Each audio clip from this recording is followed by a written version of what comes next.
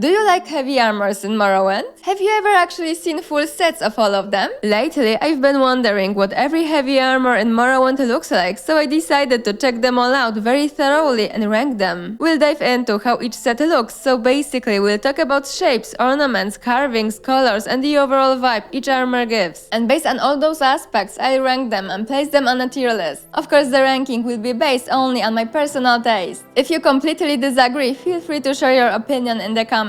I'm curious which ones you guys like the most and which ones are a complete no-go. And just to be clear, I'm not ranking them based on armor rating because, well, that part is pretty obvious, right? Oh, and it's also worth mentioning that some armors even have different versions for men and women, so in those cases I'll show the differences and rank them separately. Let's dive in. For a while I was wondering where I'd like to show you all the armors. Finally, I decided to do it in Seydanin because it's a small little town where nobody would be bothering me, right? At least that's what I thought, but I was far from right. I stood in the center of town, took off all my clothes except my underwear of course, so I could be ready to try out all the armors, and that caused a lot of reactions from the locals. To be honest, it really surprised me. I had no idea people in Morrowind would react like that. When I play Morrowind, I always wear armor with other clothes like shirts, skirts, and robes, so I was never just walking around in underwear. And the reactions were pretty mixed. Some people were surprisingly chill, while others were just straight up rude about it. A nudist. How wonderful. You seem to be a lively spirit. You are a fool to walk around like that. So yeah, I decided to leave Seydanin, and even during that short walk through the town, I heard a few more comments about me. Even Fargot wasn't happy to see me like that, which honestly kind of hurt. If there's an excuse to wear clothes, you're it. Okay, so I ended up standing just outside Seydanin where nobody could bother me anymore. Alright, let's start with iron armor. It's very simple. There are no interesting carvings, no fancy details, nothing that really stands out. You can see these darker spots on it which look like damage. Maybe dents, maybe areas where the metal is worn down or chipped off a bit. Either way, it definitely doesn't look like high quality. Even the helmet is pretty damaged. It looks like someone left scratch marks from a sword hit. There are also some reddish stains here and there. I'm not entirely sure if that's supposed to be blood or just rust, but judging by the overall condition of the armor, yeah, I'm going with rust. Still, there are some advantages to this armor. First, you get both gauntlets and bracers, so you can choose what you prefer. It's actually the only heavy armor set that gives you that option. The rest only have either bracers or gauntlets. But honestly, for me, it doesn't really make much difference. It's still an armor I wouldn't want to wear. The other advantage is that the full set leaves no part of the body exposed. In some other armors, you'll see areas around the knees or elbows where you can actually see skin, which just gives worse protection. There is one more thing I like about this set though, the greaves. The upper part around the thighs and hips blends in nicely and looks like it protects those areas pretty well. Some other greaves we'll see later don't look as good in that area. Okay, so this iron armor set has two shield options, a round one and a tower shield. They match the set perfectly, in the sense that they're just as unremarkable. So yeah, nothing here really grabs my attention.